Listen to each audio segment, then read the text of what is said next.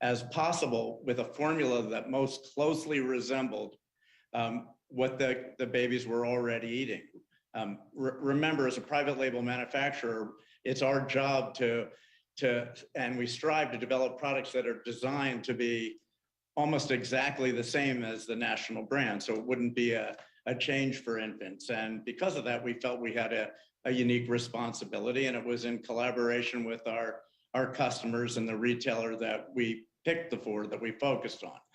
By focusing on 4, we were able, and still today are running at 115% of our maximum capacity. So our theoretical capacity, we're running millions of pounds more. And in the 4 months of 2022, our output is up 32%. That is, we shipped 32% more product than a year ago through the combination of that higher output and the use of the safety stock inventories we had. That's gigantic for us. Mr. President, we appreciate you making your staff, the FDA, and most recently HHS representatives available to us right from the beginning. Like I said, it was within a matter of days to help get through this crisis. And I can assure you that Perrigo is doing everything that can be done in order to help.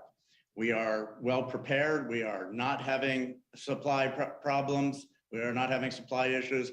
We are running full out and will continue to do so for as long as needed. And we are continuing to make investments, and will continue to invest going forward to support increased reliability and capacity in the industry.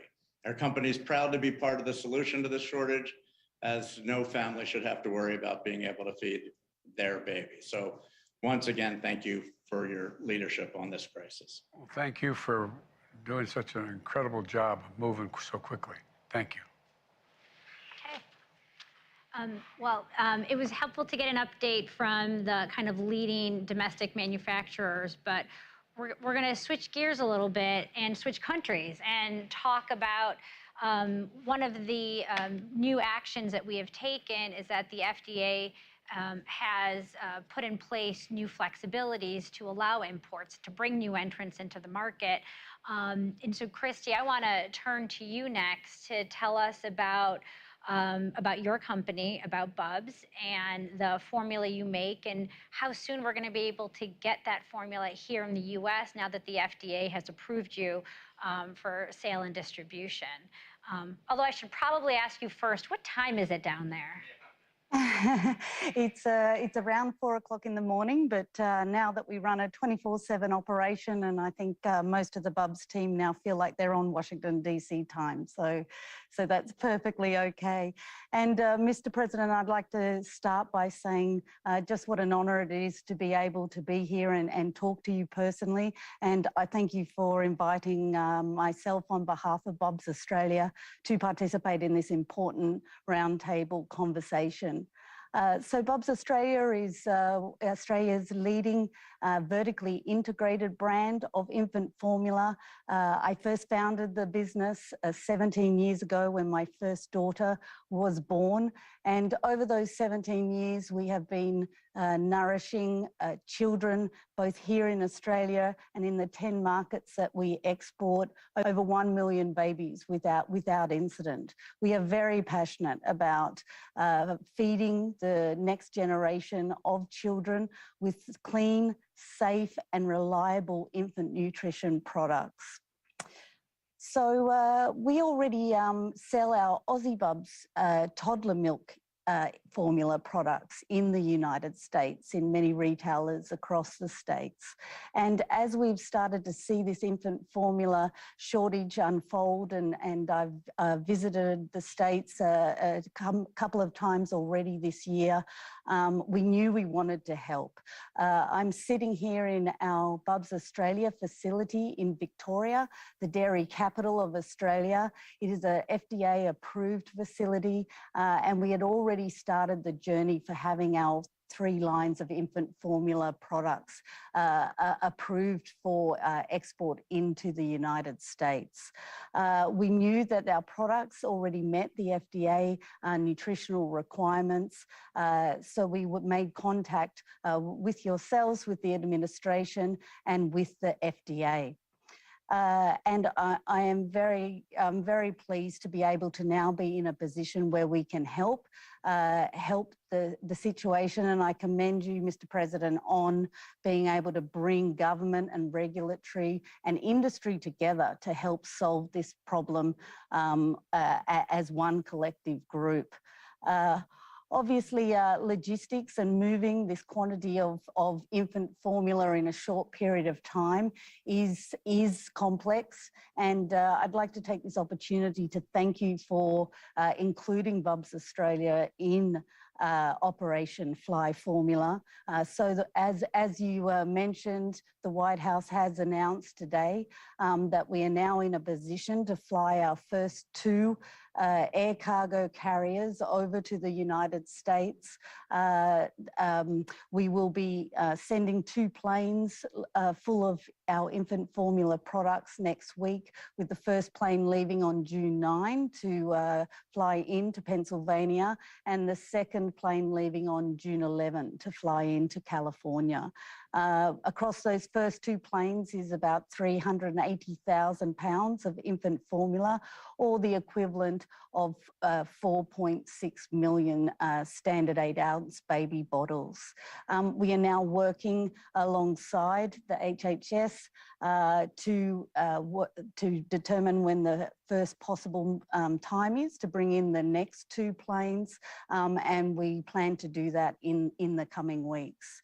So our strategy around distribution is to be able to initially put our products into the distribution centres on both the West and East Coast.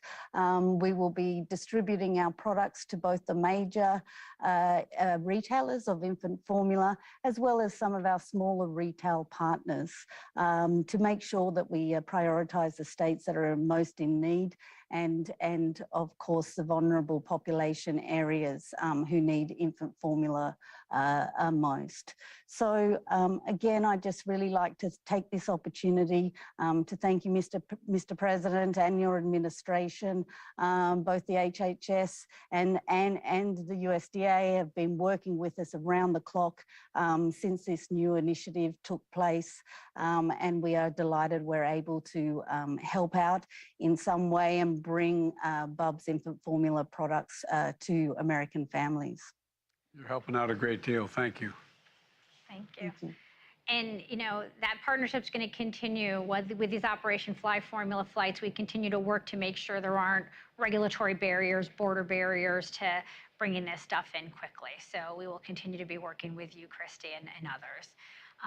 Well, let me turn it next to Ron, because it's not like new entrants are only sitting overseas. There's a lot of entrepreneurs and innovators here in the U.S. So want to hear from you about how your company was recently able to receive FDA approval and the steps that you're now able to take to ramp up production as one of our kind of first new companies in this space in a long time. Although I should also say, like, you may also not know what time it is, I hear, because I hear you may have a new entrant in your family as well. So thank you for joining us despite being a new father, I think, as of last week. Yes, correct. Well, look, first of all, thank you for having me at this important discussion. You know, we launched in an unprecedented time when parents are more anxious than they've ever been. You know, no parent should have to experience a shortage of sole source nutrition for their baby. And I say that not just a CEO by heart, but as you point out, as a parent myself, my wife and I just had our second little one this past weekend. My co-founder and sister, Mia Funt, and I started By Heart 6 years ago to translate major advancements in nutrition science and breast milk research into infant formulas that are the most wholesome and functional alternative to breast milk. You know, all parents deserve to feel proud in how they feed their babies. With By Heart's launch earlier this year, we became the first new infant formula manufacturer to be registered with FDA in this country in over 15 years. We started this work, you know, well before a shortage. with a motivation really to innovate. And we're grateful to the Biden administration and this FDA, it's kind of recognition for the need for new manufacturers. With our launch, this became the first administration and FDA to register a new infant formula manufacturer in over 4 administrations. Having been immersed in this category 15 years, we knew full well the barriers to entry we were up against. Infant formula is appropriately the most highly regulated food in the world, and the consolidated supply chain makes it nearly impossible for new entrants. There were just 4 companies that manufacture infant formulas. 3 of those dominate 90% of the category. And so every new entrant in decades has taken the same path, to outsource to the one and only contract manufacturer in the country and rely on an expedited generics-like path to market, which only allows for incremental change based on existing recipes. Had we taken that path, we would have been on the market 4 years ago. But we didn't get into this for incremental change. We knew there was only one way to truly innovate for babies, and that was to build from scratch. And so we acquired and built manufacturing in Reading, Pennsylvania. We directly sourced all our ingredients to ensure we have complete oversight and highest quality. And we brought together the world's experts to completely rewrite the recipe and conduct the largest clinical trial from a new brand in 25 years to clinically prove our benefits. That's why it took us 5 years and not 1. Well, now we are just one of 5 companies in this country that manufacture infant formula, and we take that responsibility very seriously. Just 2 months into our launch, which saw unprecedented demand, pacing at 15 times our most aggressive projections, we are investing heavily into initiatives here at home in the US that can enable an additional over 500,000 new babies to be fed and put us in a position to feed some 15% of new births. We're investing heavily into Reading, Pennsylvania, with a new $30 million investment. We're hiring relentlessly, adding a whole new shift. We're already working 24 hours a day, 5 days a week. We're in process of moving to 24/7. Within days of the enforcement discretion policy being announced, we had 2 submissions into FDA to expand our manufacturing footprint and accelerate fulfillment to get parents formula quicker, all here in the US. We're throwing everything we have at this crisis, but we can't do it alone, and we're grateful for the support we've received to date from the Commonwealth. Mia and I are in this moment ourselves. Mia's 3rd baby, Simone, is 10 months and actually drinking by heart, and my wife and I just had our 2nd this past weekend. So we know personally and professionally that this country can never be in a situation again where one company has a recall and 40% of the country is without infant formula. And the only way we ensure that doesn't happen again is to invest in new domestic manufacturing, diversify the supply chain, and create that ecosystem for innovation in infant nutrition here in the United States. So that's what we've done, and that's what we plan to continue to do. Good luck with the new babe, old buddy. Thank you. Thank you for that. I will say, as a parent myself, hearing the kind of rigorous standards that the FDA has in place to bring new entrants into the market is reassuring, and shows how we have this science-based policy here to make sure that the formula that's available for families, whether it's through new imports or through new domestic entrants, is safe and healthy for families to have. Now that we've had that update from the manufacturers and have a sense of how production is increasing, how new entrants and new supply is now on its way and already making its way to store shelves, I want to turn to have us talk a little bit about parents and what they're going through right now. Again, as a parent myself who had a child who was on a specialty formula and pretty recently weaned, know that the administration has been taking a lot of steps to work with families to make sure they're getting the support they need to make their way through this crisis. So I'll turn it over to Kristen. Great, thank you so much, Samira, and thank you to all that you all are doing as manufacturers to bring new supply to market and help us serve American parents. But as we heard from all of you, this is just an incredibly challenging time for American families. I too am a parent, and I'm expecting my 2nd child at the end of this month. And we know how difficult and how scary this time can be for folks. Dr. Murthy, you have been talking to parents and doctors across the country about the challenges of this moment. Can you tell us a little bit about what you think the key messages are that parents need to hear who are worried about finding formula for their families? Absolutely. Well, thank you, Kristen. And yes, talking to communities, our public information efforts have been a key part of this overall effort. I just want to say also a thank you to everyone who has joined, the manufacturers from around the world, really. This has been a team effort. And President Biden, thank you for making this a priority and for instructing everyone in this administration that no stone should be left unturned in solving this problem. Our military service members have moved mountains to make sure we can get formula to shelves here, and our departments like HHS, DOD, USDA have also just pulled out the stops to increase production. All of this has made the progress possible that we've seen today, but we're not going to stop now. Because a key group that's been involved in these efforts has been community groups, doctors and nurses, medical nursing organizations, community institutions, which have stood up to help reassure patients and get them accurate information. And I want to thank those groups because we are really pulling together in this crisis. To all the parents out there who might be worried at this point about the food supply for your child, there are a few key messages I'd like to share with you today.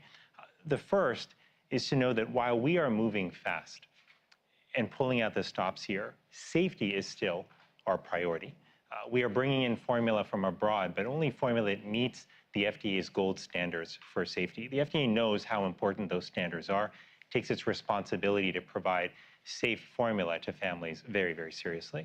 The second point I want to share is that for safety reasons, we are recommending that there are certain things that you not do, like water down formula or make formula at home or use toddler formula for infants. I can absolutely understand why people may consider some of these options, but the FDA does not consider those safe at this moment, which is why we're not recommending them. The third point I'd like to make is that it is okay to use a different brand of formula if the one that you're used to isn't on the shelf. And look, as a parent whose child is recently on formula, I know how scary it can feel sometimes to switch brands of formula. But the key thing to know is that if you find formula on the shelf, it is formula that has met the FDA's standards for safety. So that is the good news here. And the last point I want to make is that if you're a parent out there who's worried about food for your child, I want you to know that we are right here with you. We are standing alongside you, and we are not going to give up until this challenge has been met, until every parent has the formula they need for their children. We're going to continue to pull every lever that we have. And I want you to know that we approach this not just as public servants, but as parents as well. This is very personal to many of us who are parents or grandparents. And you've heard that already from the folks here today. This is a few years ago, my son was on infant formula. And I can just imagine how I would have felt if that formula had not been available to him. So I just want people to know that while we have made progress in increasing production, while we've made progress in bringing supply in from abroad and taking steps to reopen the plant that was closed in Sturgis, that the company is now working to get back into production, we are not going to stop until every family has a formula that they need for their children. That's our commitment to the public, not just as public servants, but as parents ourselves. So I'll turn it back to Samira. Thank you. Mr. President, I'll turn it back to you. A few weeks ago when we met with you, you told us pull every lever, find new levers, do what you can do to solve this challenge because it was weighing on families, and it was important that we showed people what the government can do when it kind of is put to the test and brings everyone together. So since then, HHS, the USDA, the U.S. Department of Agriculture, the FDA have continued to pull together, working closely with manufacturers, as you've heard. We've brought some new ones to the table. We've worked closely with states. We got all 50 to take action, and we continue to work closely with the retailers to kind of answer your charge. But I would turn it back to you now that we've given you this update on where we've gone and where we're headed. Well, I'll be very brief. Look, I used to have a friend, and Vivek's heard me say this before. He used to say, you got to know how to know. You got to know how to know, meaning that we need what I've found as parents come up to me in the street and I talk to my family about it, and I don't have any infants in my family. I have a 2-year-old grandson, but he's beyond that. And there's a lot of kids in my family, and people will come up to me at church or wherever, and they want to know whether or not, even though they're not on a particular formula, that can they switch a formula? Because they hear about all the safety requirements, Doc. And you talk about it a little bit. You let people know that there are things, there are options within even the limited supplies that are occurred, or you may not have the exact brand you used before, but another brand is in fact able to be used. And so I think that that's an important thing because the anxiety that men and women have, mothers and fathers, grandmothers and grandfathers with infants, is pretty profound. No one ever wants to make a mistake. And so I think part of it is just relieving a little bit of the anxiety. Once we have significantly more formula available now. We'll have significantly more in the next month or more. And as we get Abbott back online, there's going to be a whole lot more. We're going to solve the problem. But, you know, ensuring safety of a newborn child is a mother and father's top priority. I mean, it's a basic thing. It's been my top priority as a father and a grandfather, and it remains at the top of my priorities today as President of the United States. You know, as we close, I want to thank all of you. I really mean it.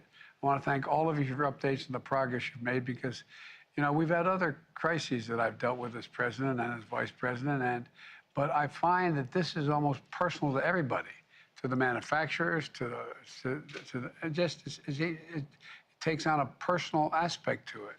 And, you know, the hard work your employees have made an important difference in restoring the supply for infant formula, but there's still a lot more to do. So I ask you to keep focused, stay in high gear. We can't let up in the infant formula market back until it's all the way back to normal. And that's going to take a couple more months, but we're making significant progress. And I thank the folks from Down Under as well. Christy, thank you very much. And for all the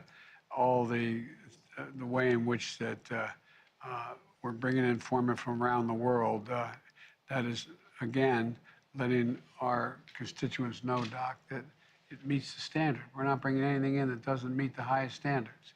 And so, as my grandfather would say, the grace of God and the goodwill of the neighbors and the creek not rising, we're going to make a lot more progress and ease the anxiety, a significant amount of anxiety on the part of moms and dads with newborns. So, and we particularly want to ease that anxiety on the staff. You know, that's going to be coming pretty soon. So, thank you all very, very much. I truly appreciate it, and you've really answered the call. Thank you, thank you, thank you. Appreciate it. Mr. President, will anyone at the FDA be held accountable?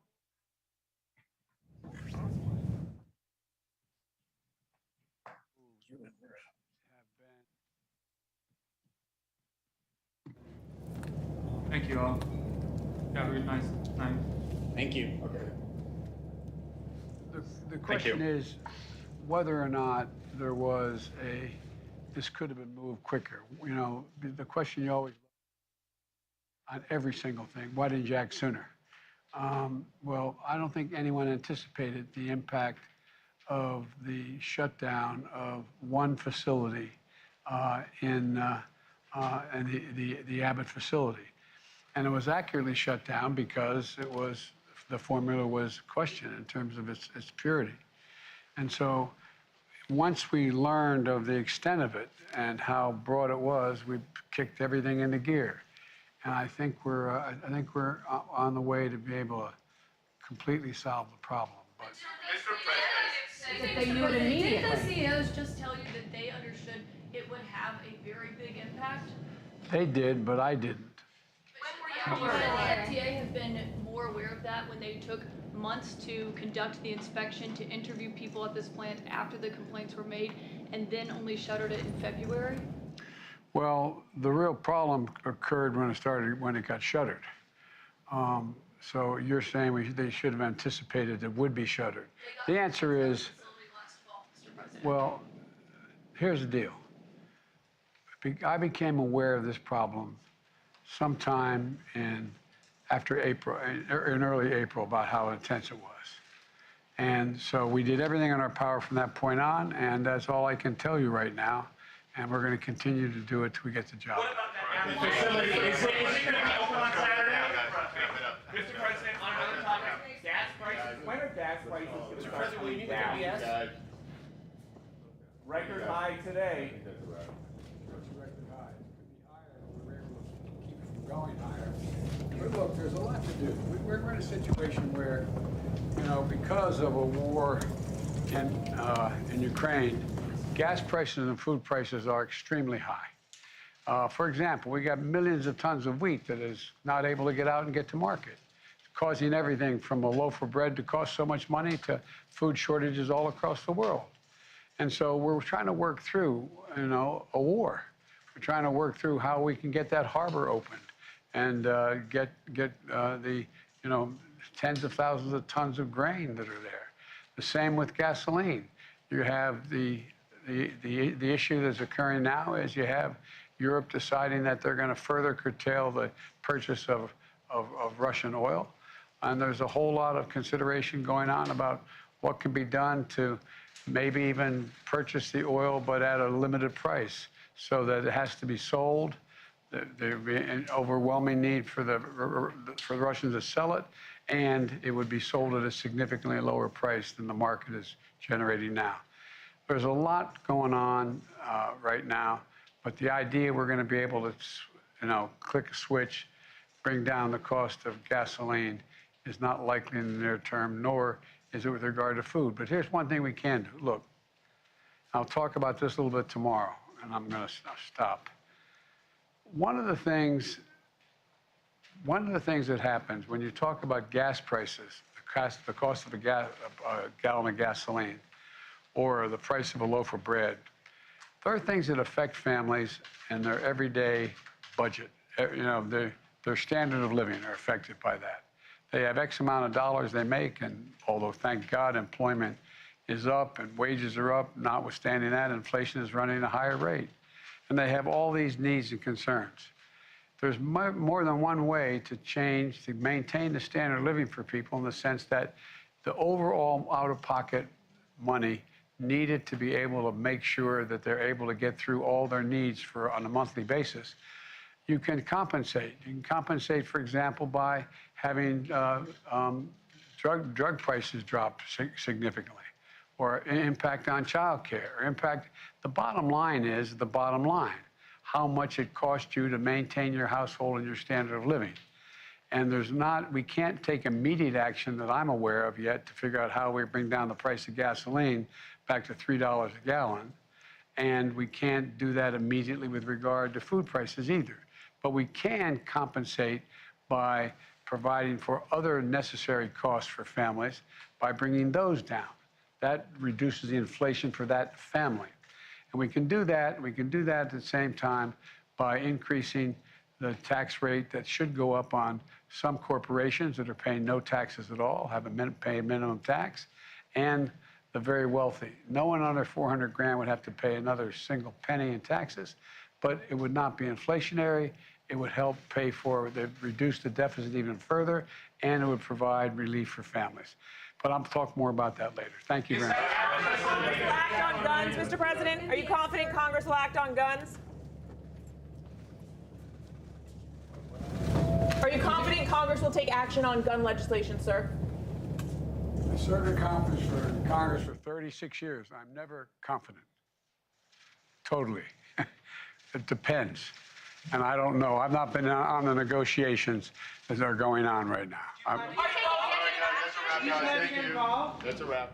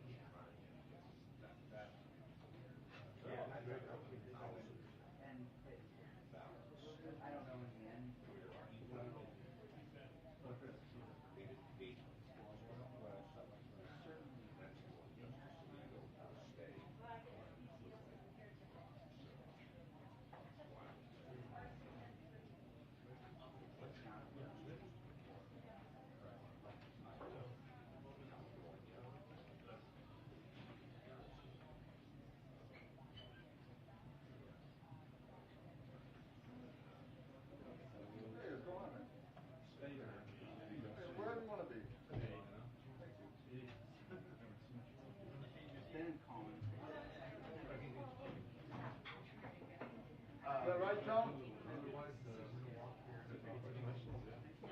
Hey, how are you?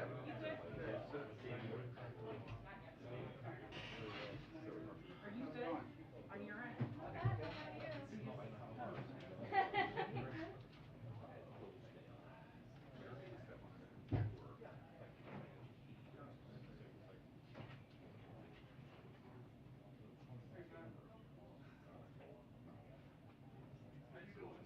She said White House too, right?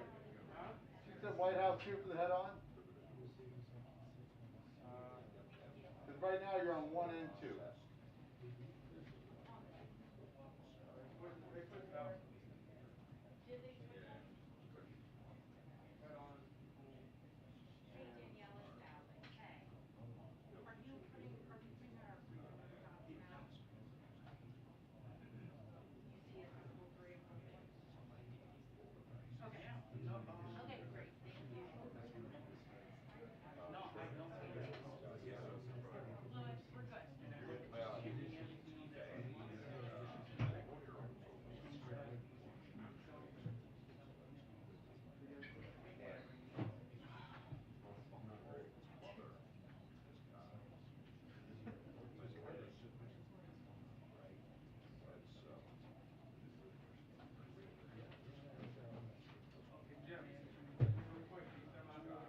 No thanks.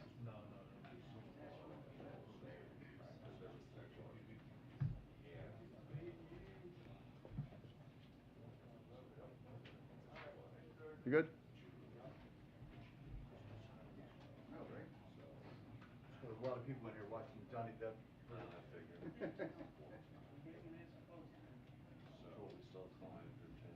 Oh, okay. Thank you.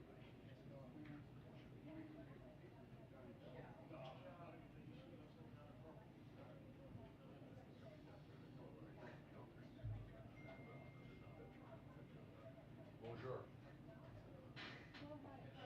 I was with a friend of yours in Paris. Picture. You were always grand.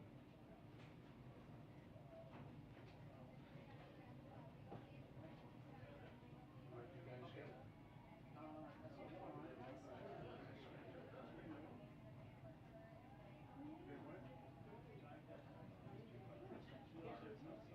Madrid and Liverpool.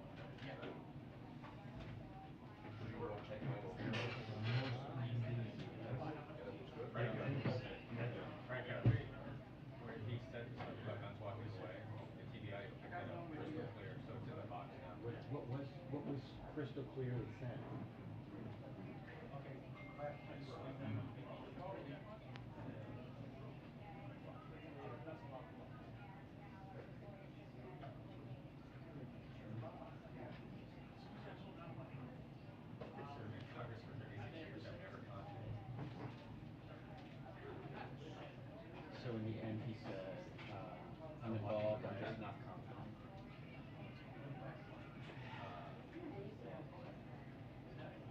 Oh, right, you were there.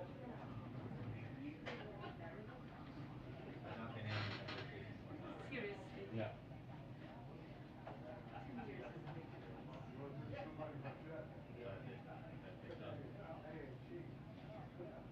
When did you get that?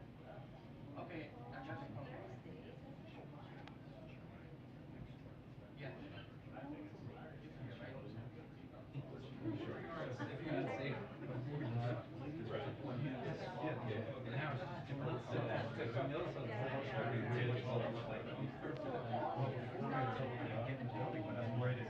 It'd be like this, I'd get like tackled in LA or something.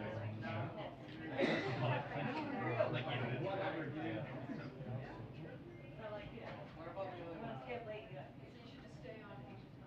Yeah, yeah, basically, and then just go into Cali. Hello, how are you? I'm here for the residential stuff, so I was kind of, now that we pulled it, we're like, take the ride. You get the ride. You know what I mean? Yeah. Perfect. And it's gonna be each day. Oh, okay. Oh, obviously, how we're gonna pull it. A little less stressful. And then actually,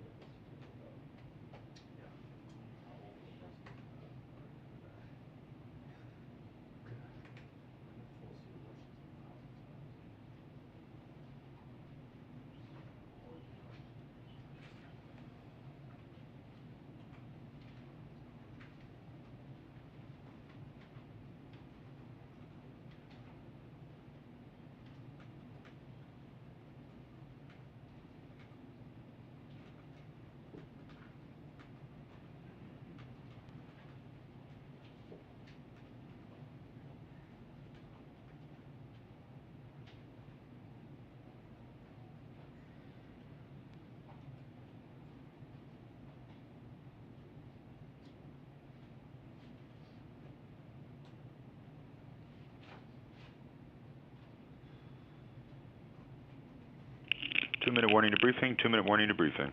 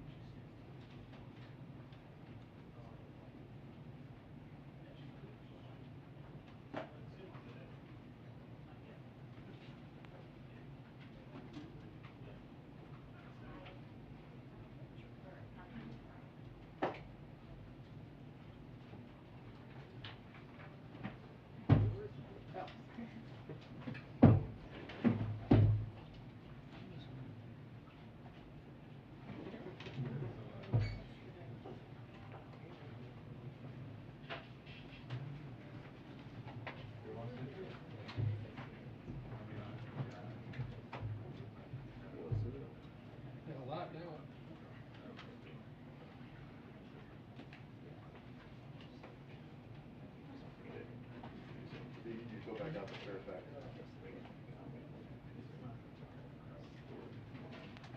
I'm actually very disappointed. I wanted an excuse to go after the Super 8 spot. I got robbed. Yeah. Good. A little wild. Yeah. An experience. People have no sense of space, though. You just take her everywhere. But I can't justify just, I live in the district. I can't just justify just going out there for a grocery run. So I try and match it up with stories. That's what I do. Like, I parlay, like, come in Virginia, do this, Maryland, do that. Yeah. I got cheated.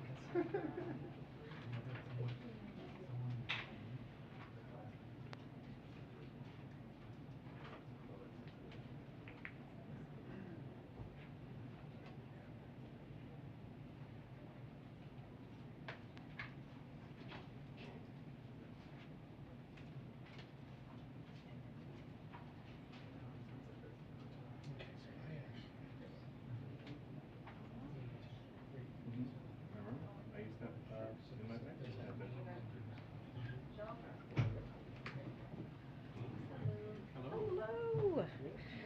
Good afternoon. Oh my, it's 4 o'clock. Oh my. So no BTS today, but you do have KJP. Thank you. Thanks, Peter. I worked on that. Okay, let me see. Yes. Okay. So there are two graphs behind me.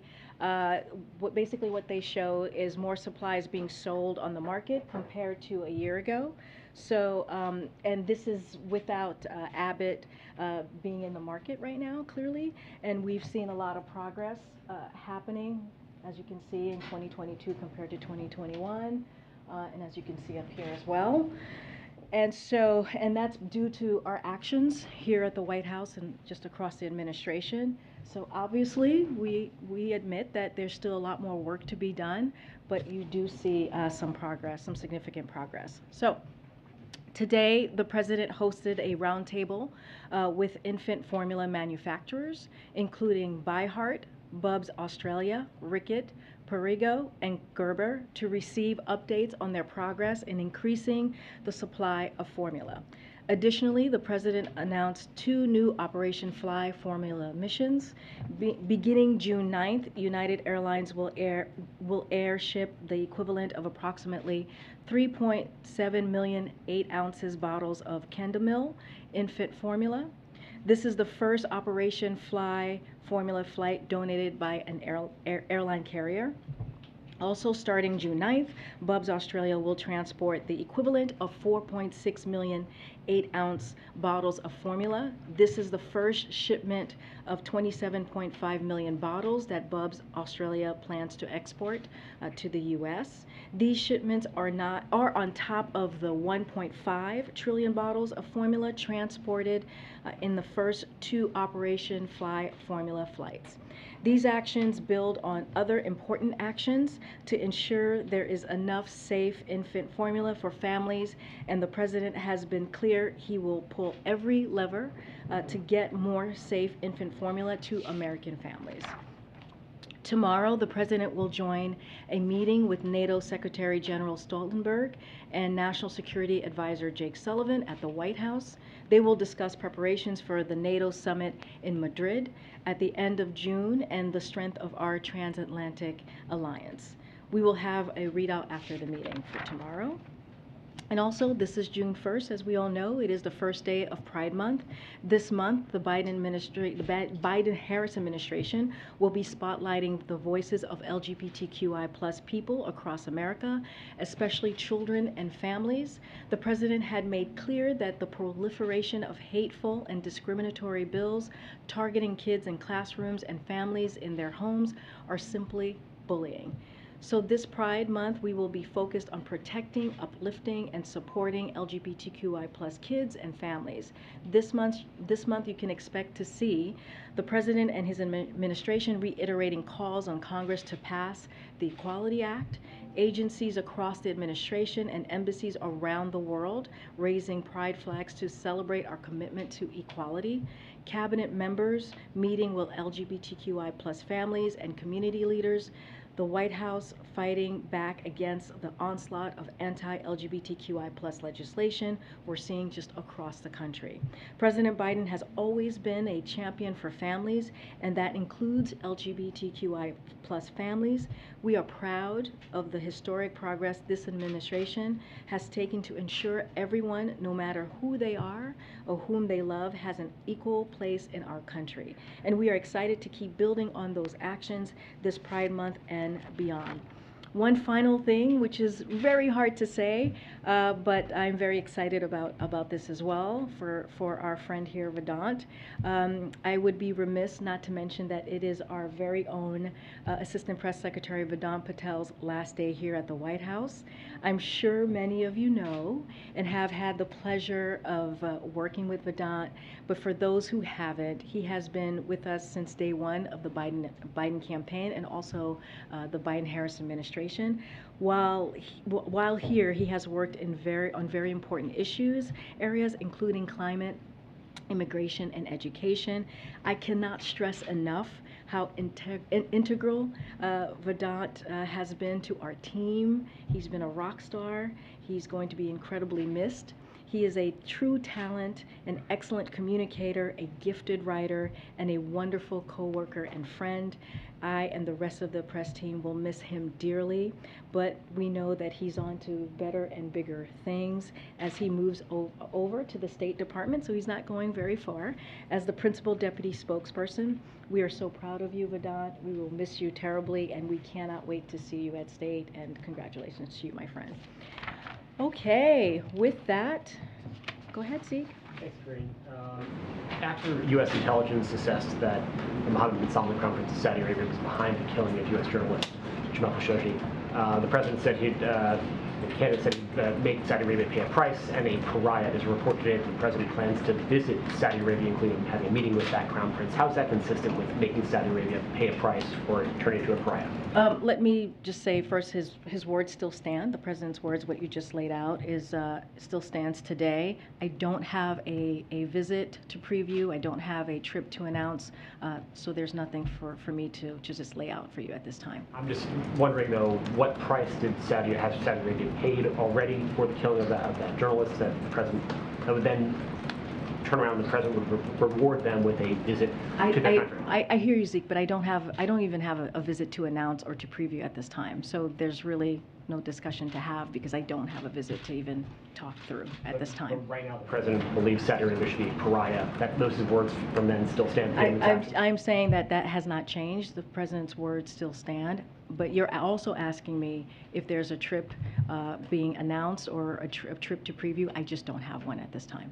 And changing gears to the that was just held in the South Court. And in the meeting with former executives, one after another executive said they knew immediately within hours or days of the shutdown of that Abbott plant, the magnitude of the crisis facing the U.S.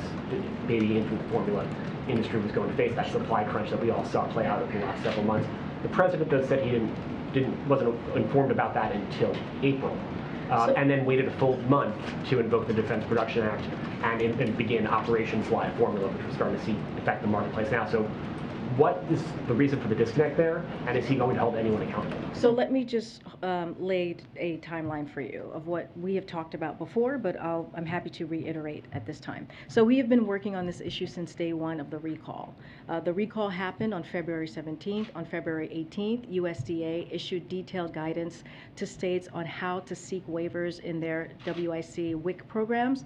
We know directly from companies this is one of the most important areas for action to be taken from the government, and this month we are building on that work with last week's announcement urging states to cut all WIC red tape. So that actually happened, this is June 1st, so that happened in May.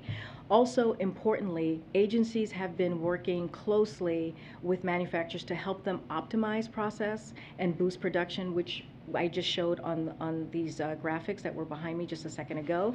Because of quick action, and it is not by accident, today there is more infant formula coming off factory production lines in the U.S. than before the Abbott factory recall. That wouldn't happen without the work that we have done. For the last 3 months, the FDA has also been working with retailers to impose purchasing limits to prevent the possibility of hoarding. And just to take a step back, so just to remind folks how we got here, we are in this position because there were safety concerns at an Abbott facility. The scientists and the experts at FDA have been working around the clock 24/7 to come to an agreement, but ultimately have to ensure its facility meets their standards for the American people. And as Caleb said last week, the FDA has been clear. They need to look into how we got here, how this all happened. So he is calling for an after-action report. And so that is something that the FDA has said last week during their oversight hearings. Sorry, I said it's a lot for me, but does the president want to see an after-action report about how this building responded to that? Because he wasn't informed until April. So look, let me just say that the president is frustrated himself about the situation, about the issue that we have and he's frustrated on behalf of the American families. And so he is doing everything that he can to make sure that we take action, and we have been doing that 24/7 to make sure that he gets what families are going through, how hard it is right now for many families to feed their infant, to feed their child. And so this is something that he's not taking very lightly. You heard from him, you saw him meeting with the manufacturers, and so we're going to continue to work around the clock to get this done. Okay. So you did February 17th was the recall. February 18th, FDA issued instructions to states. Can we continue that through April? When did somebody call the White House to say this is a problem? You guys may need to get involved. So I could say that, again, the recall happened on the day one of the recall. We took action as a whole of government approach, right, with FDA, USDA, as I just laid out. And the president understands, again, he understands how difficult this is. He understands how challenging this is, and we have acknowledged that. He understands that this is the job of the president to be able to multitask, to get things done, especially when it comes to making sure that your child gets healthy food. And so that is what we've been doing. When was someone called here at the White House to say this could be an issue that requires presidential involvement? So I don't have the timeline on that. All I can tell you, as a whole of government approach, we have been working on this since the recall in February. The independent regulatory agency, the FDA, the one that questions have been referred to in the past, is now being embraced as whole of government. Let's point that out here. The other thing, why wasn't Abbott invited today? Oh, well, because Abbott, as we know, they agreed on a path to safely reopen the Sturgis facility after safety concerns that FDA called them out on. So look, we understand Abbott is working hard to get back to safely making infant formula. That process is ongoing and should remain between them, and we are encouraged by the progress they've made. Today is about progress and action we can take to ramp up right now. But I want to, I need to say this, and I want to lay this out. Look, this meeting was focused on ramping up production and availability of safe infant formula to American families. That is what matters. We have to remember what FDA did was to make sure that families were getting food that was safe for their kids. That is important, and that's what matters. That's why we showed the chart to show where we are today compared to a year ago. So increasing production here at home and importing high quality formula from abroad. We are working with many manufacturers. The companies joining today represent a a subset of companies working with the administration to increase on supply, whether it be through the DPA, which is something that we know that the president called on, Operation Fly Formula, and FDA's importance guidance. And so the actions are making a difference. And so I just want to make sure that we see what this administration has done, this whole of government approach. You're doing this now on June 1. If he knew No, about this in we have April, been doing, no. We have been doing this, a whole of government approach since the recall. Yeah, That but is the what, Defense and it's not, Production Act but wasn't it's, invoked until last month. because That's we when had to make things sure, moved. we had to make sure and really look into what would work and what was the best direction to move forward. That's what we have talked about. We have talked to you all every day that we can about each step that we're taking, whether it's the Defense Production Act or whether it's the Operation Fly Formula. So every step of the way, we've explained why we've taken these steps. We've explained what the process has been to take on these certain items. And so this is what we've been doing, and we have been working on this 24/7, and we have seen an increase of production. The president met with manufacturers today. He met with manufacturers 2 weeks ago, and so we have been working very hard to make sure that American families out there who have children are getting what they need, whether it's a mom, a dad, whether it's a caregiver, are getting safe and healthy products, food to their children. Just to put a finer point on that, is it my understanding that what you're saying is that even if the president had known sooner, before April, that your response would have been exactly the same? I'm not saying when the president knew or didn't know. He spoke, I know, he spoke to that himself, so I'm going to let that stand. I am saying that we have been working on this. We, as a whole of government approach, has been working on this since the recall, which was in February. That is what I'm saying. I'm talking about internally, not just the agencies, not just FDA, USDA, but also internally. We have been working on this for months, and we have taken this incredibly seriously and have been in this briefing room, and the president has spoke to this on his own about the different steps that we have taken. And we've also laid out a timeline for you all so that you know what the steps that we have done. It sounds like you're saying, though, even if the president had known sooner, would that have made a difference? No, that's not what I'm saying. I'm saying that we have been working on this since we found out about the recall since day one. That is what I'm laying out to all of you as a timeline. That is what it's important here to know, that as a whole of government approach, we have taken this on since the first day that we learned about the recall.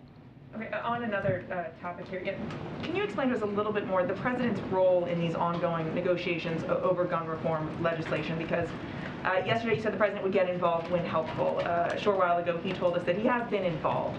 So can you just sort of explain, how does he view his role as these talks are ongoing? I mean, a couple of things. He has been involved. He has been involved since day one of his administration, since calling on Congress to take action. Just this past 2 weeks, he went to Buffalo to grieve with the family, to make sure that he listened and they had a conversation with the family, right? Because it was so important to him to do that, to console them, to hear from them. He went to Texas on Sunday to do the same. He's spoken about this from his first joint address to Congress. That was last year. He spoke about this in the Rose Garden when he talked about his comprehensive gun reform, the executive actions that he was going to do. He talked about this at a State of the Union. So this is something that the president has been doing since day one. And not only that, he worked on this in the Senate. He knows how to get this done, and he's done it before. As a senator, he helped pass our ban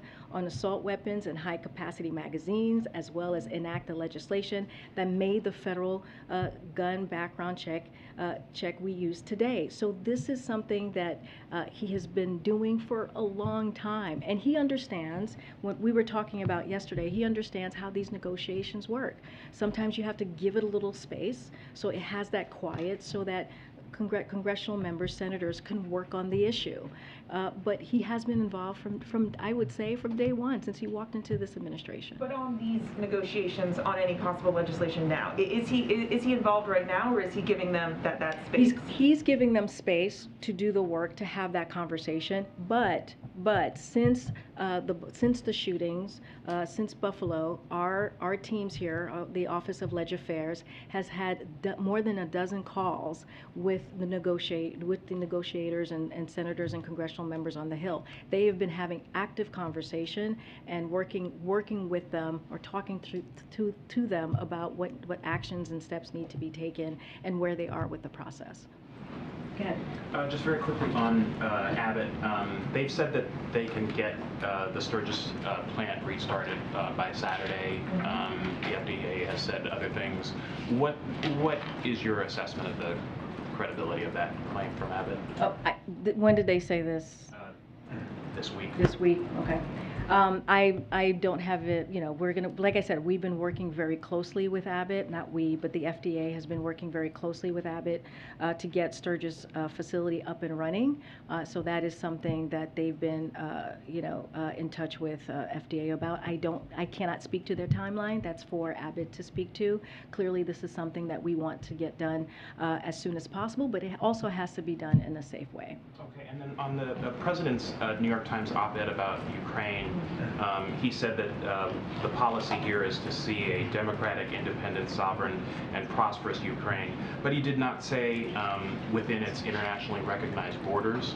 And so we're wondering if that was a deliberate omission intended to signal that Ukraine is going to have to give up some territory in its negotiations with Russia. I wouldn't read into that in that way, but the president just put out a statement that I do want to iterate just 2 lines from it. The people of Ukraine continue to inspire the world with their courage and resolve as they fight bravely to defend their country and their democracy against Russian aggression. The United States will stand with our Ukrainian partners and continue to provide Ukraine with weapons and equipment to defend itself.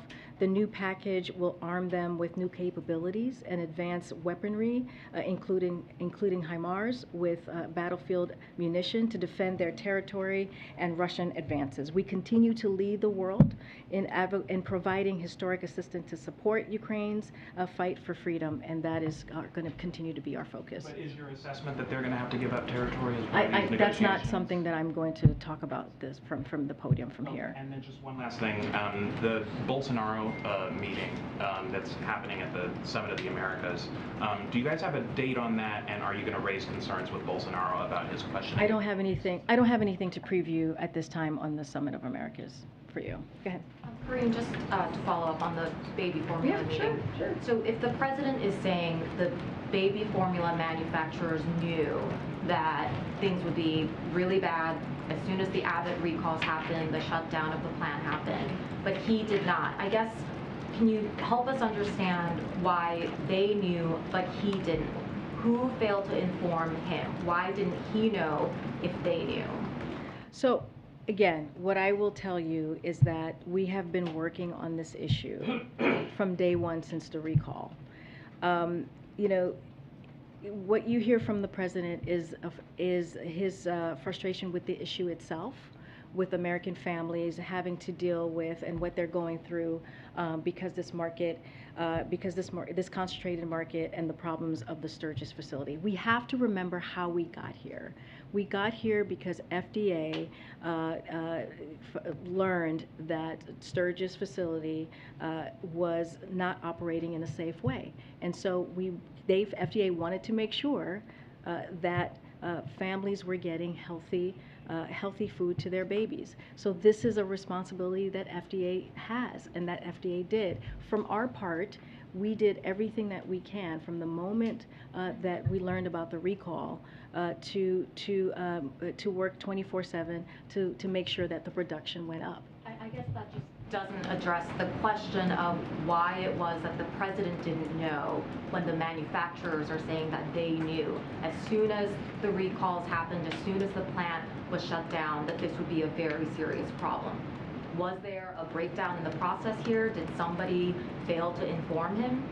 Look, I have not spoken to the president. I know that he just said that a few moments ago. So I would have to talk to him about the April date. But what I can tell you is what he has seen, and this I know for certain, is that seeing the empty shelves is unacceptable. Seeing what families are going through is unacceptable. This is why we have been working 24/7 to make sure that we are using every lever at our disposal to deliver for the American people. That is what I know for sure that I can share with you at this moment, and that's how we're going to, going to continue to move to make sure that we're doing everything that we can and beyond. Yeah. Could you help us understand then, you've said that the administration has been working 24/7 around the clock since February to try to address this issue. The president says he didn't understand how bad the issue was until April. So is it that you were working around the clock since February to address this serious problem, but the president didn't know? Just want to be clear about that. So the actions across the government began day one. And of the recall, as I've said. The White House has been in close, regular contact with agencies responsible for addressing these issues since then. While these actions made serious progress, including by ensuring there was more infant formula coming off factory lines than before, the recall, it's clear there is more work to be done and more levers to be pulled, which is why you've seen higher profile actions this month, and we're going to continue to do everything that we can. So to your question, the White House has been working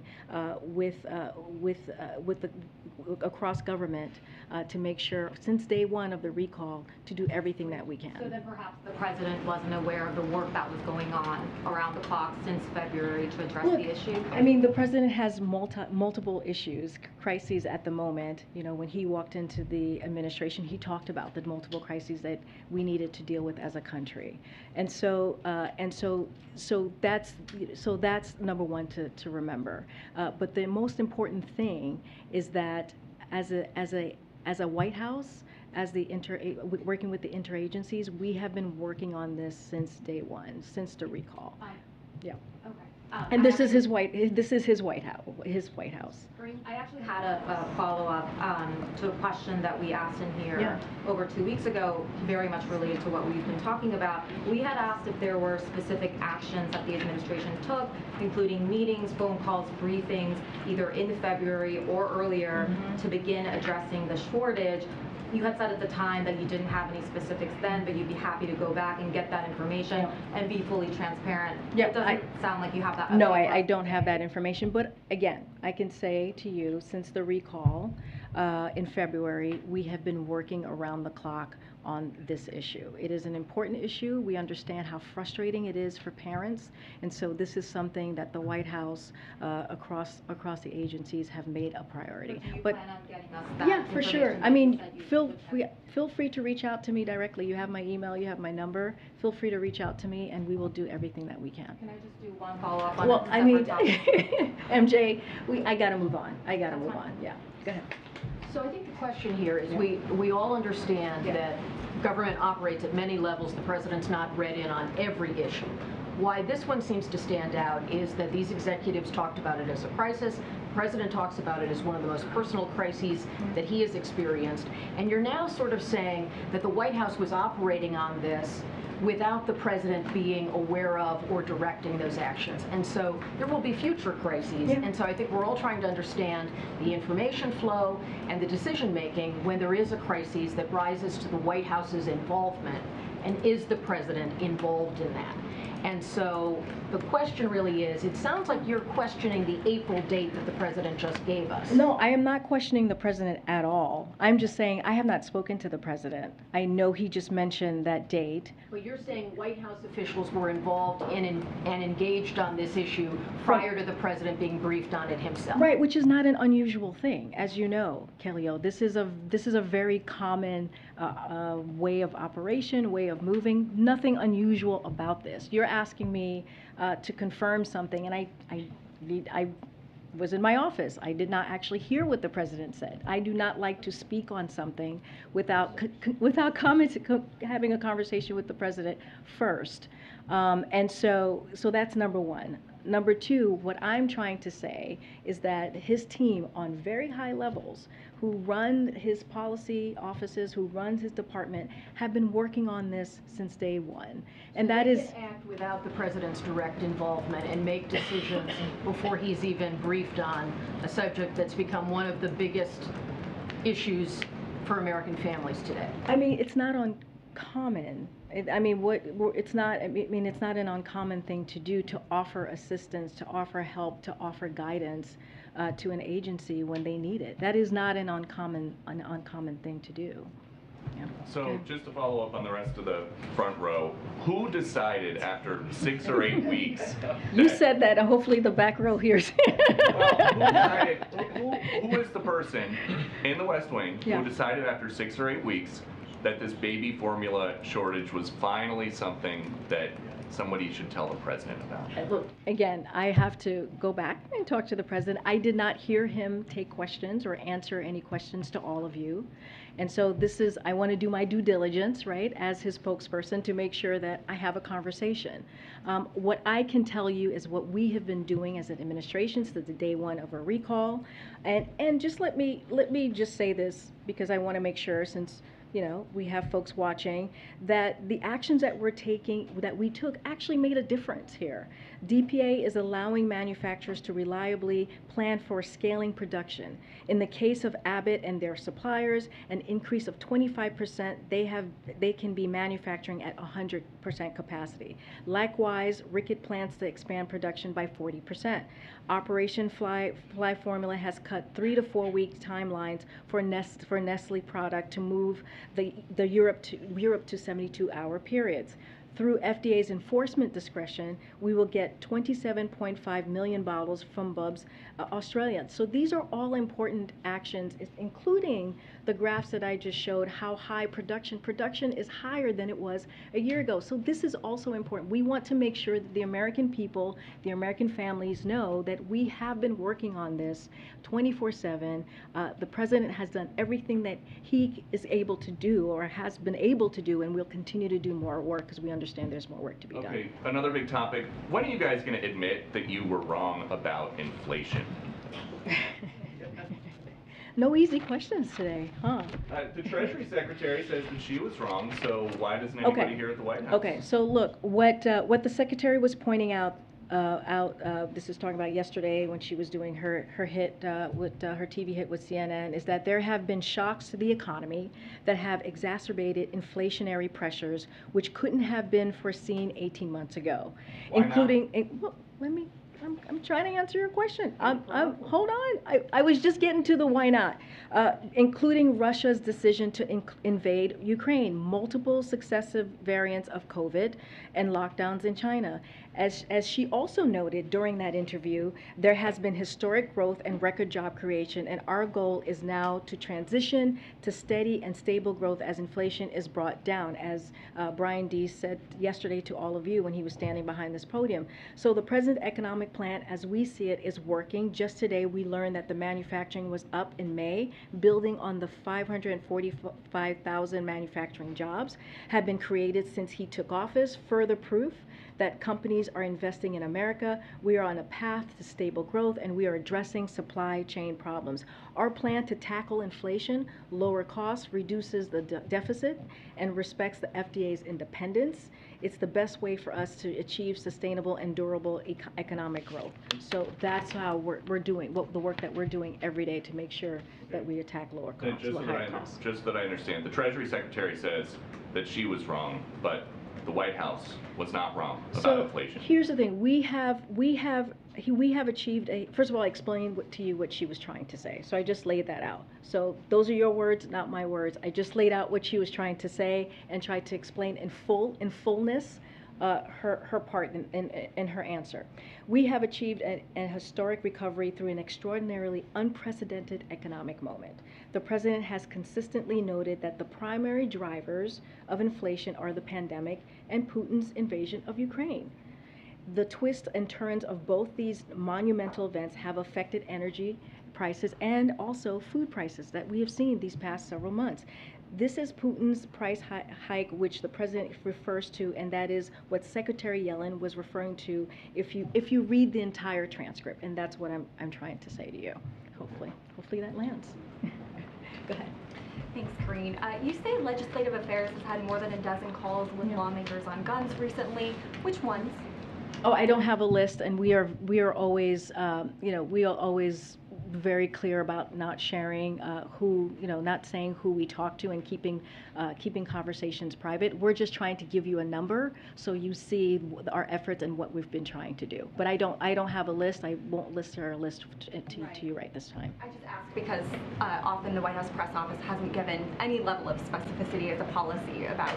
Well, I did say, I did say we're talking to negotiators, so I think that could give you a sense of who we're talking to. Sure. And then a couple questions briefly on baby formula.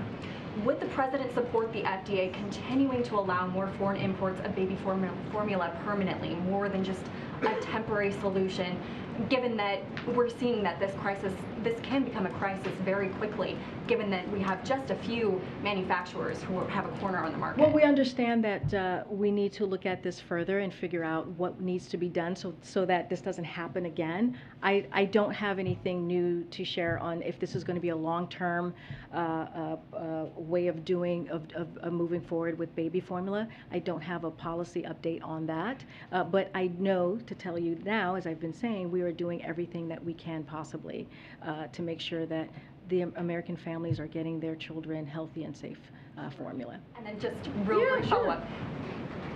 We talked, when the president spoke earlier, came up in one of the questions that was asked, just the timeline of the FDA's response when it came to investigating this Abbott facility.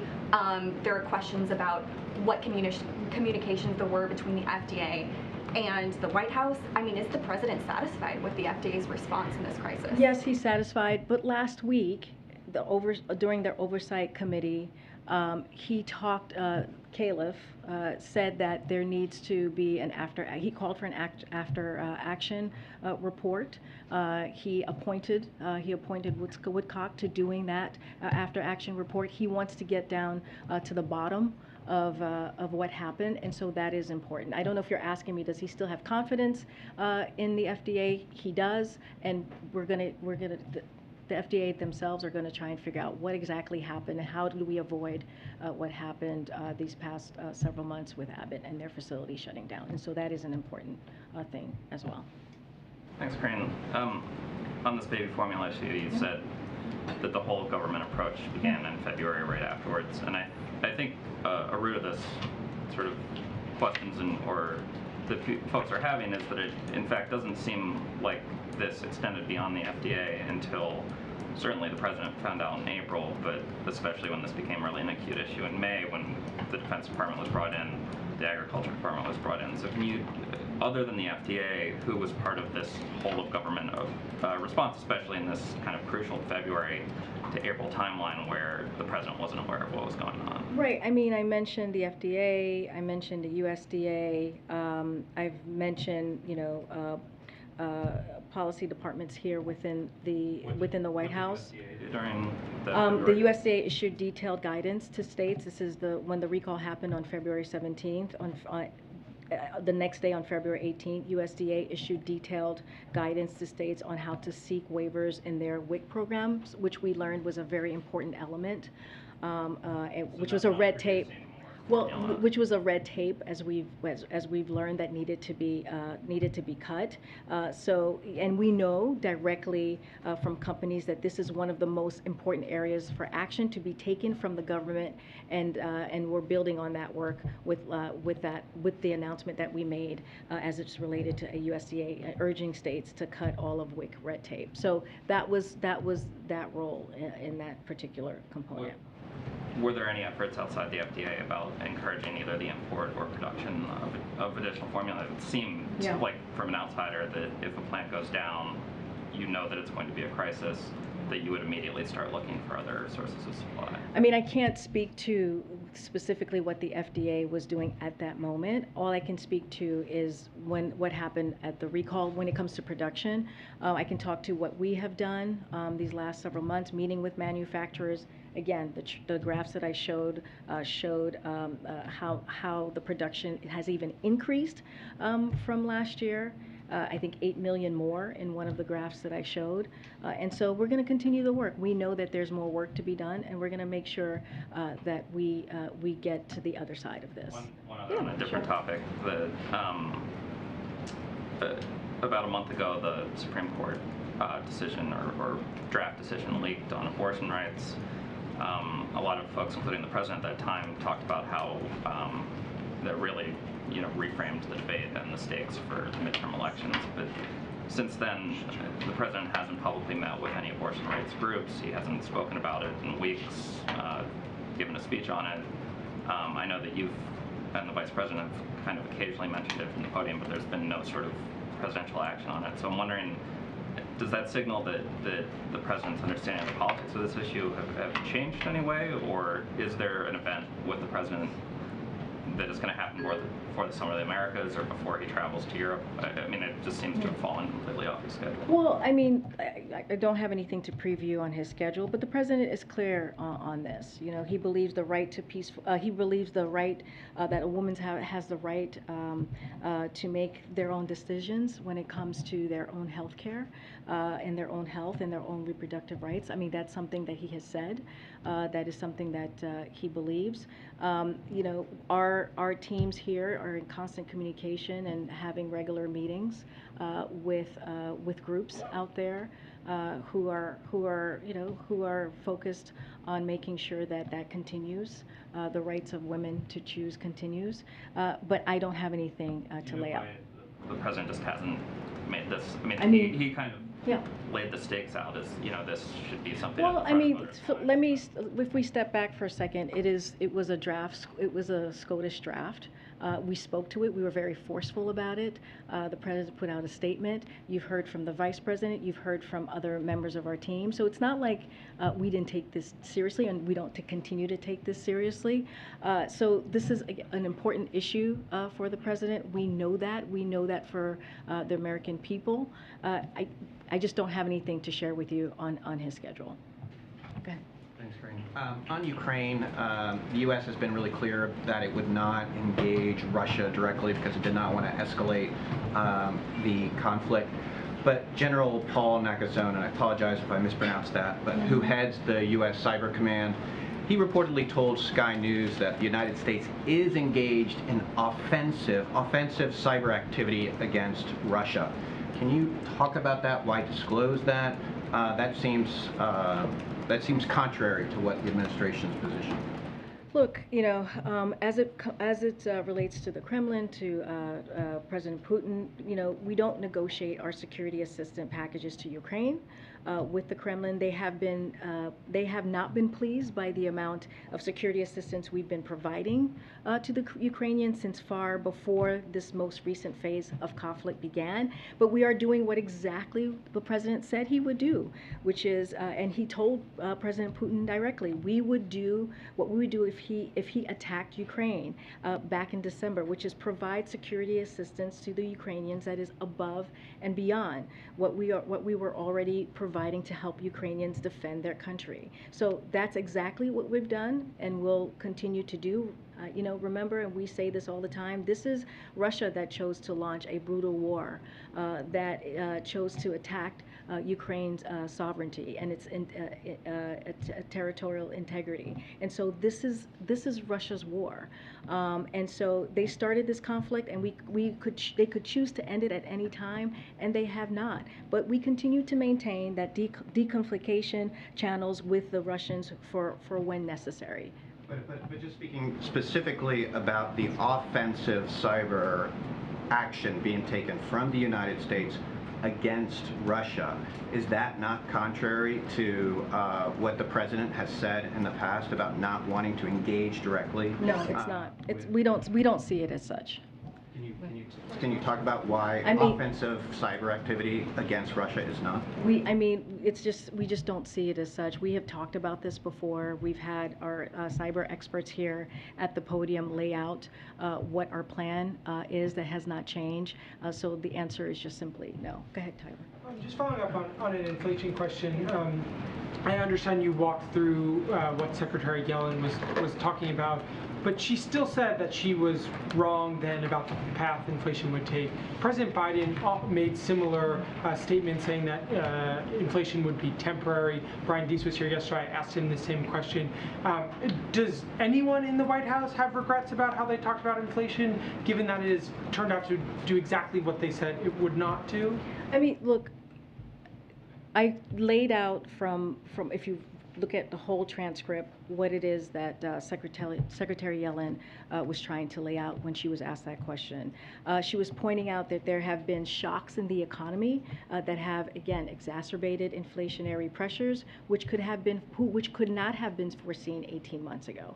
I mean, that is just a reality that we're working with. And what all of his top aides said turned out not to be true and turned out not to happen. So I'm wondering if there's any sense within the White House that that was a mistake to say so, given that it turned out to occur very differently. Again, there were certain shocks to the economy that exacerbated the inflation pressures, right? So that includes Russia's decision to invade Ukraine, multiple successive variants of COVID, as I've mentioned already, and the lockdowns in China. The president has consistently noted that the primary drivers of inflation are the pandemic and Putin's invasion of Ukraine. The twists and turns, again, as I've talked about, have been monumental events. And so, as the Secretary Yellen has also noted, there has been historic growth and record economic creation, and our goal is to do the transition, which is what Brian Deese was talking about, to make sure that it is steady and stable growth as inflation is brought down. So that there are things that have occurred that has been unprecedented in this past year or two, actually 3 years, and that's what we're speaking to. I hear you on that, but that still doesn't necessarily answer the question about whether inside the White House there is a feeling that there should be a concession like Janet Yellen made yesterday on TV, that the way that the administration talked about inflation was not best suited to describe to the American people the economic pain that they would eventually be feeling as we continue to see prices rise. I mean, look, the president is working, has said this over and over again. We have said this. We understand what the American people are going through. We understand the high cost that they're dealing with. We understand what inflation is doing to gas and to food prices. We have taken multiple actions, which the president explains himself in his own voice in the Wall Street Journal just a day ago. And so that has been our focus as well. And we're coming out of a very strong economic period, and so now we're going into a transition. There are things as it relates to inflation, there are things that were not predictable 18 months ago, that were not predictable from day one. So as we were speaking to them as we saw it at the time. And so that is also important to note. I mean, I know you're asking me that the question of, did we speak about it wrong, or did we, say, did we, I don't know, misspeak or not have it right at the time? I mean, this is what I'm trying to lay out, is that there are things that happened, the COVID variants, Russia's war in Ukraine, that was not predicted at the time. And so what we're trying to do, what the president is trying to do, is do everything that he can to make sure that we deal and attack and fight inflation. So that is our focus at the time. Just one last one. Yeah. I understand that you guys did not. I understand that you did not predict that, but there were many economists, Larry Summers, among others, who were very clear in warning about the risks of inflation. Okay, so if we have learned anything the past 2 years, it's that our globalized economy is tied to the world around us, right? That's the number one. Again, the variants of COVID, lockdowns and slowdowns in foreign countries due to the pandemic, Putin's unprovoked invasion, Ukraine, each of these events impact prices here at home and abroad.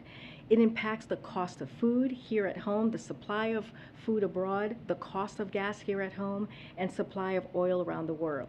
Inflation is also a global issue. Inflation in Europe increased a record 8.1% in May compared to last year. So that is how we're looking at this, and this is also a global challenge. Okay, go ahead. Corinne, just two questions. First on baby formula. All of my colleagues' questions have basically gotten to the same point, which is people want to know who in this building knew what when in the lead up to the formula shortage. You've said that that folks internally were on this since day one. You said that senior leadership in the administration was on it. But you also said that you don't have that time frame. No, I said I don't. They were asking me specifically about the president, and I just don't have that time frame to share. What I can say is the White House began working on this from the first day of the recall, from day one of the recall, which was back in February. Are you able to provide or commit to providing a timeline of who knew what when? I mean, that's the same question that MJ just asked me, and I answered that question to her. I have laid down what has happened since the recall, which was on February 17th. I've laid that down. I talked about on February 18th with the USDA. I talked about WIC programs. I've laid down what happened, but not reminding folks what happened with Abbott in the factory, why we got here. And I've also talked about what the FDA has said that they're going to do, and they talked about that last week, which is look into this, make sure that we get to a place that we get to the bottom of what happened, do an after action report. When that after action report, we will have a lot more, and that will come directly from them and what they did and what they see could be done better. So that's the thing that's really important. There will be an after action report. We will be able to see exactly what happened from their standpoint. Again, we have been working on this since the first day of the recall on February 17th. That is our involvement here with the White House and FDA and what we've been trying to do. And then just lastly, on the Summit of the Americas, obviously this administration has been preparing for this for months. We've had many conversations about invitations to heads of state for months. We are now less than a week out of this, and there are still several significant outstanding potential invitations. How did that happen that we've gotten so close to the 11th hour and you still haven't decided whether to invite anyone from Venezuela, including the opposition leader who you recognize as the president? I think if you've been following this administration for the past year and a half, 1 week is not the 11th hour when it comes to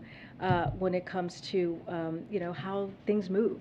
And so that is a lifetime away for us as a White House. I think any White House would say that. And so, look, we still have some final considerations, and as soon as we have the final list, we will share that. Look, you know, we're gathering people together to focus on our collective responsibility to forge a more inclusive and prosperous future for the hemisphere, and that's something also to note. I know there's always questions about the invite, there's always question about who is coming and who's not, but we also should talk about and focus on what the purpose of this meeting is, and that's also critical and important. But I have to tell you, a week away, that's a lifetime. That's a lifetime, and I think any administration would share that. Hold on, I'm going to try and go in the back. Go ahead. Thanks, Corinne. Yesterday, there were leaders from Airlines for America and the U.S. Travel Association here at the White House for a meeting with staff, and they urged the administration to end the pre-departure COVID testing requirement for vaccinated travelers who are coming to the U.S. from overseas. What is that? Was that BTS? That was not my phone. Okay, that's what she says, folks. Is the administration considering ending that requirement for COVID testing for international travel? So we're constantly evaluating our policy. The pre-departure testing requirement remains in place as we have it today, and any decision on pre-departure testing requirement would be made by our health and medical experts. Is there a sense of how long that could and should remain in place at this point, and what purpose it's serving right now if people in the United States can travel freely without any sort of testing? I mean, I don't, it's in constant evaluation as I just laid out. I don't have anything more to share from here. Oh my gosh, I'm trying to see who to go to. Go ahead, I don't think I've called on you in a while. Okay. Yep, thanks, Corinne. question for you about this report out of California on reparations.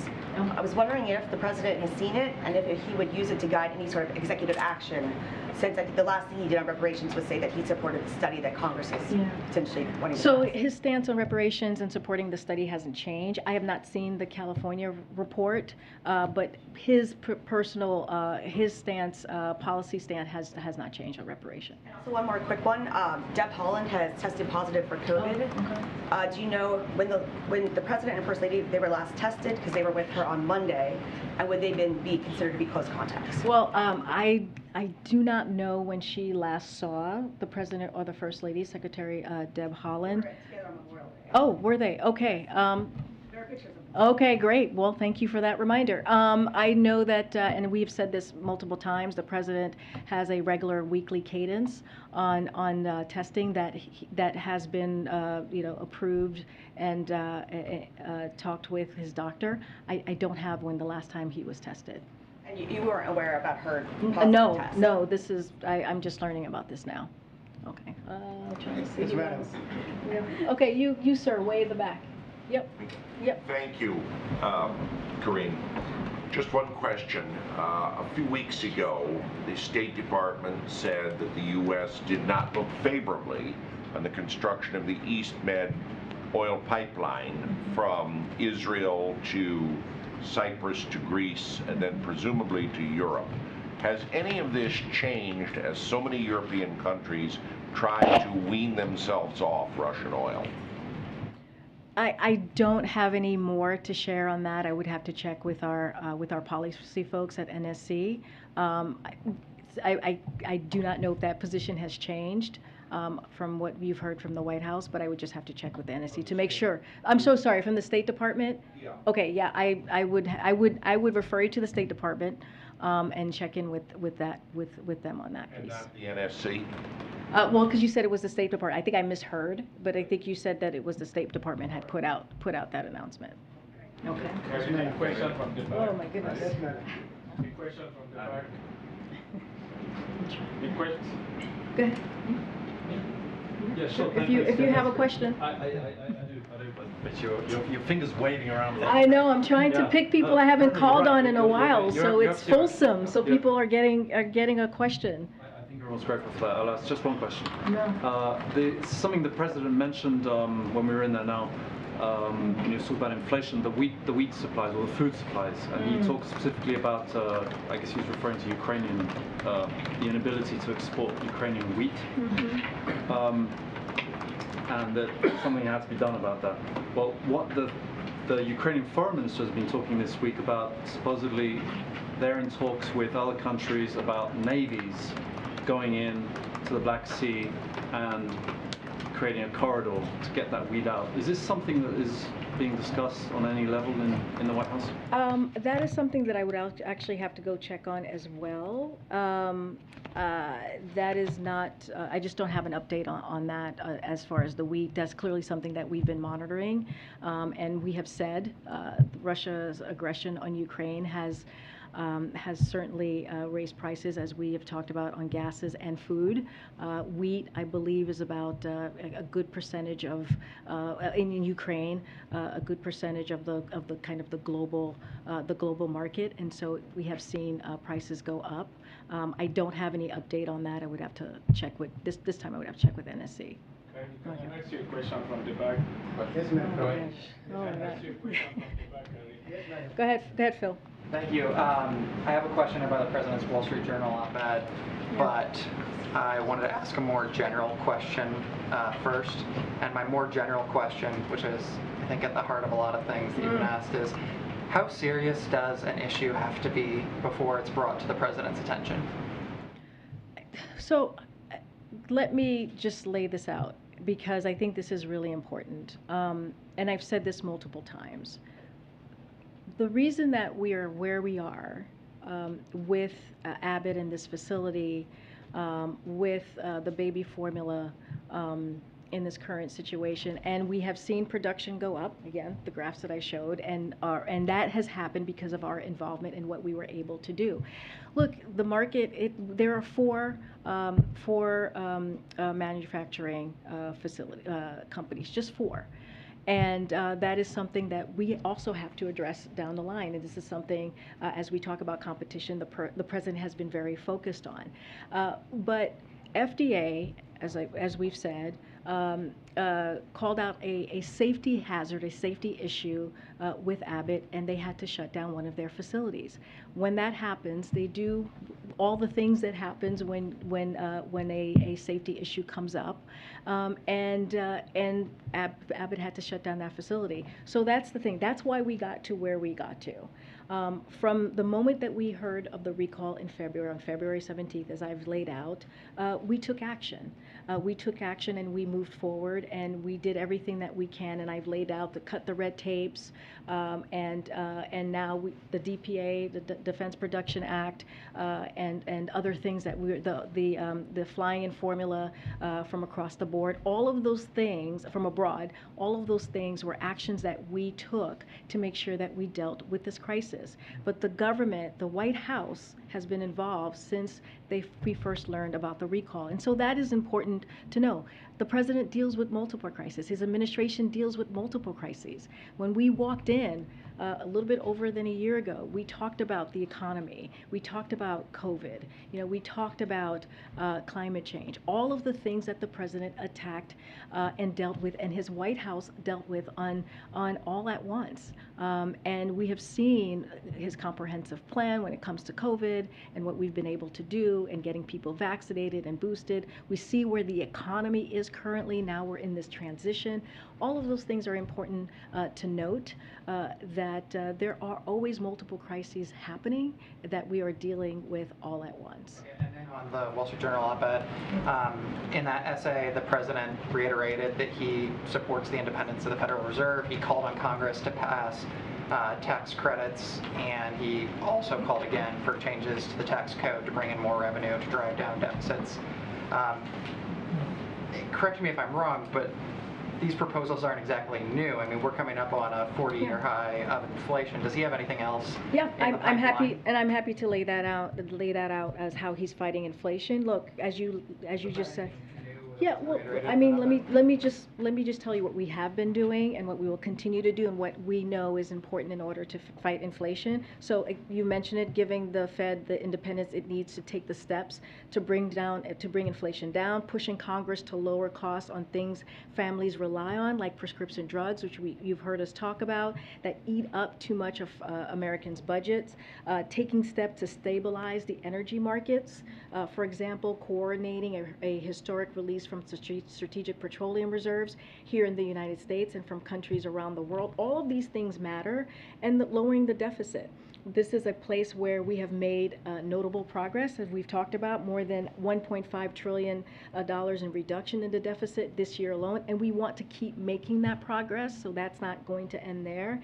And there's other ways too, the lowering cost of high-speed internet for 50 million families, building more than 1 million new affordable homes to help bring housing and rent prices down, helping America's farmers increase crop yields to help bring down food prices, and fixing our supply chains to reduce the cost of moving goods to shelves and to families and homes. And we're always looking at other things that we can do. But these are actually action items that we have taken that are not small, that shows the work that this president has done to really attack inflation. We understand that there's more work to be done. We understand what families are feeling right now, but we are doing the work to try and address this. Ryan, can I ask something that the administration launched today, please?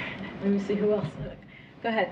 Thank you. So today, the VP announced the launch of the Global Water Security Action Plan, which seems important because it essentially says that now the U.S. foreign policy will consider global water security as one of its core issues, right? So I guess I wanted some explanation from you as to why this was.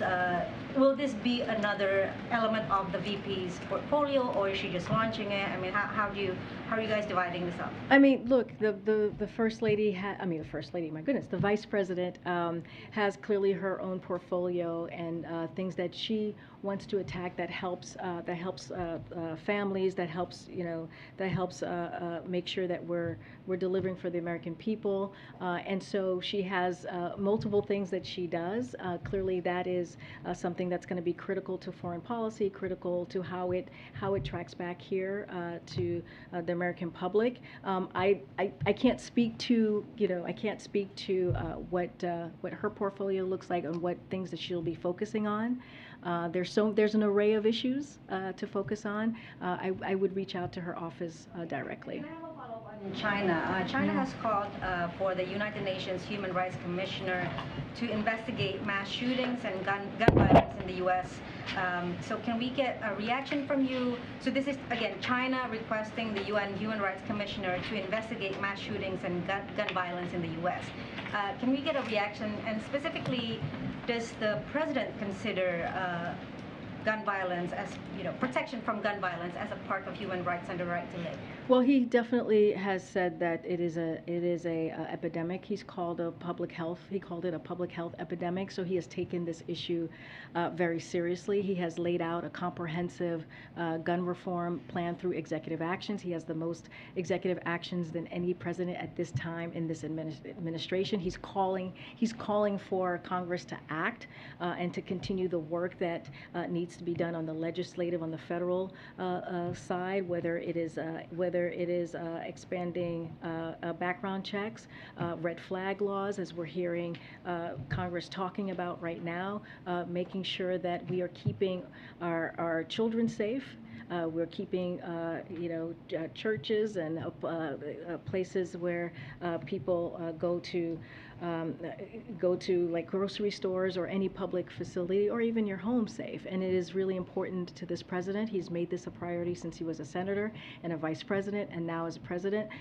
So this is something that he's I'm not responding to that. Okay. We're done. Thank you so much, guys. See you tomorrow. Thank you. I did. I took Fred's question. But I took, Phil, I took your question. I took your question from your colleague right here. I have not gotten an email from you. Well, maybe you have my wrong email. And I'm wondering why.